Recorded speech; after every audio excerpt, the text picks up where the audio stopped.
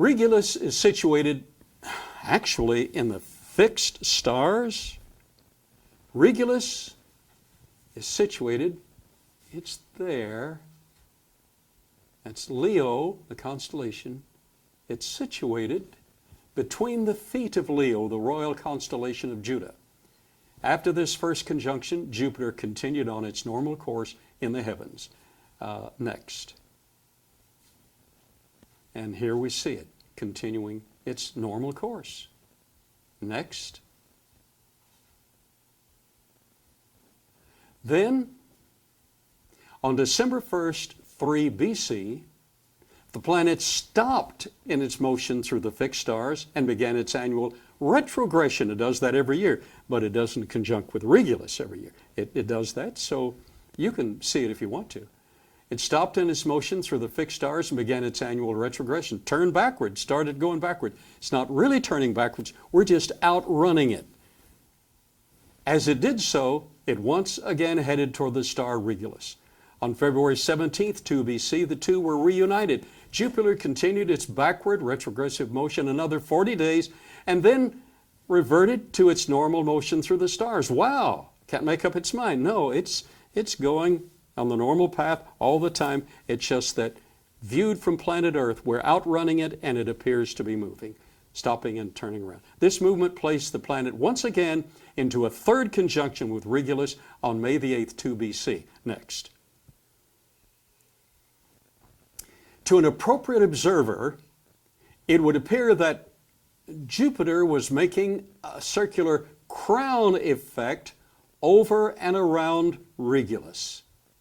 With each of these apparent changes in direction, the planet briefly becomes stationary within the background of the fixed stars, just briefly.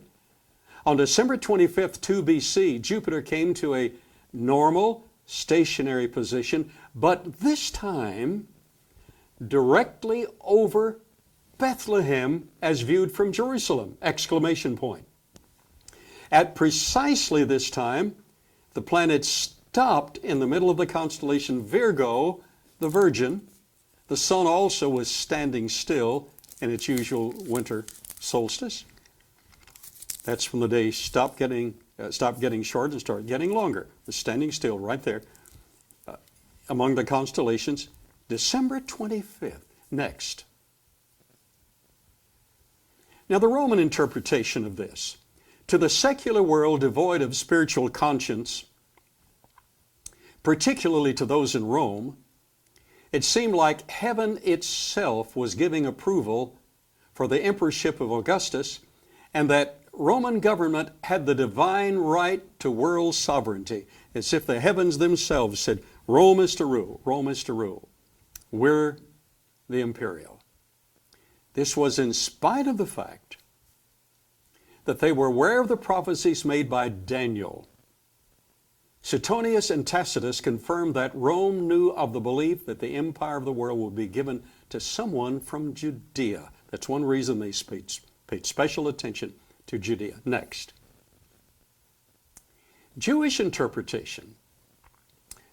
Ernest Martin aptly notes that the spectacular astronomical signs from May 3 BC to December 2 BC would have caused wonderful interpretation by astrologers on behalf of Augustus and the Roman Empire, but the Magi decided instead to go to Jerusalem with gifts to a newborn Jewish king. Next. On August the 12th, 3 BC, Jupiter rose as a morning star, which soon came into conjunction with Venus. That started Jupiter off on a journey in which 6 conjunctions with other planets and the star Regulus took place. Wow, this guy's keeping company. Next. The final planetary union was the massing of the planets, which occurred with Mars, Venus, and Mercury on August 22nd, 2 BC. Jupiter then became stationary for a brief time over Bethlehem on December 25th, 2 BC. After running its course, then it massed with the planets and then became stationary. Wow, wow. To those studying the heavens, this would be of major significance, particularly since they didn't have TV and Gunsmoke and I Love Lucy and all the modern ones. They didn't have something to preoccupy their time. They looked at the heavens where the real message was.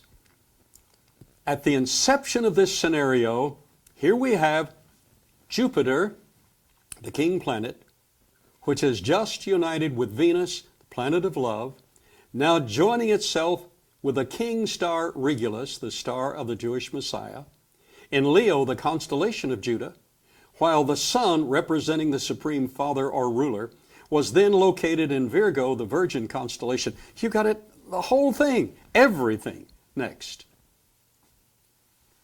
And to make all of this possible, God placed all of the planets on the same ecliptic, the same plane. Now, Pluto runs in another direction, but all of these that are of significance here are on the same plane within a 5-degree arc. So all of this would be possible. And that makes possible the eclipses of our moon as well.